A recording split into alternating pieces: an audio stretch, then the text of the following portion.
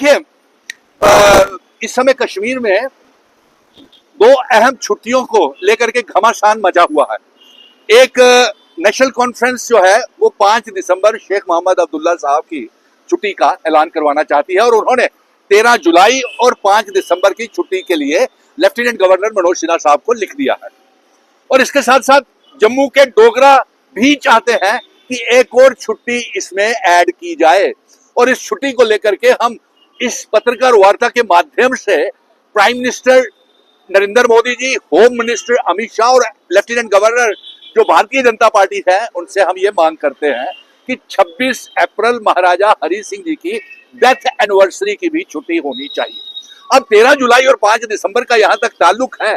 देखिए, जम्मू कश्मीर में अलग अलग खित्ते हैं, अलग अलग खित्तों की अपनी अपनी एस्पायरेशंस हैं, मांगे हैं, कल्चर है। इसलिए अगर कश्मीर के लोग 80% लोग जो है वो 13 जुलाई 5 दिसंबर की छुट्टी की मांग करते हैं तो इसमें बुराई क्या है। और आज तो पूरा जम्मू कश्मीर की 1,30,00,000 अवाम जो है वो खुद को हिंदुस्तानी भारतीय कहती है। अखनूर में टोल प्लाजा लगने जा रहा है। पहले ही जम्मू कश्मीर में टोल प्लाजाओं की बरसात की गई है।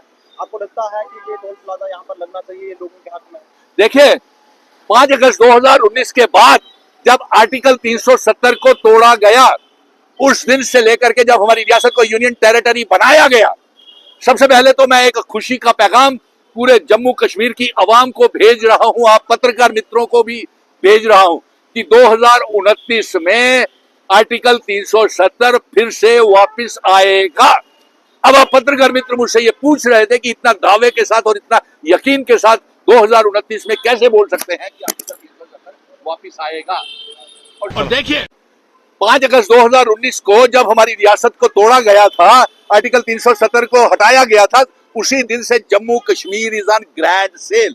आप टोल प्लाजाओं का शहर जम्मू कश्मीर बन गया है।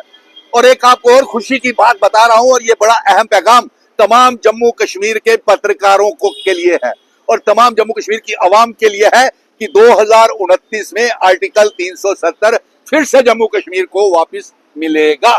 और इसको लेकर के आज हम दोबारा रेट पटिशन दायर करने के लिए वकीलों के साथ सुप्रीम कोर्ट में कर रहे हैं और वहां से वकालतनामे भी साइन करेंगे। और ये साफ जो आप पत्रकार मित्र जो ये कह रहे हैं कि टोल प्लाजा पुंछ रजौरी की सड़क के ऊपर लग रहा है अखनूर में, तो ये जजिया और ये तुगलकी फरमान फतवे भारतीय जनता पार्टी के नितिन गडकरी ने दायर किया है।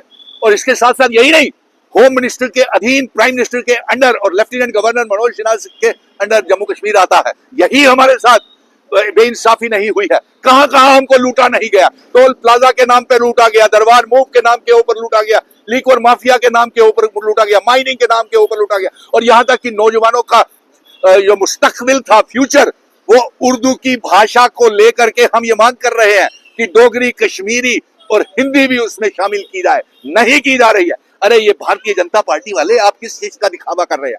जाइए होम मिनिस्टर साहब के पास, उनको कहिए कि इसके साथ उर्दू के साथ साथ इंग्लिश और हिंदी भी डाला जाए। प्राइम मिनिस्टर को कहें, एलजी को कहें। आप 28 एमएलए कैसे बेकार के एमएलए हैं, कभी डोगरा रियासत की मांग नहीं की और सारे का सारा तोहमत और इल्जाम जो है चुनी हुई सरकार के ऊपर लगाते हैं।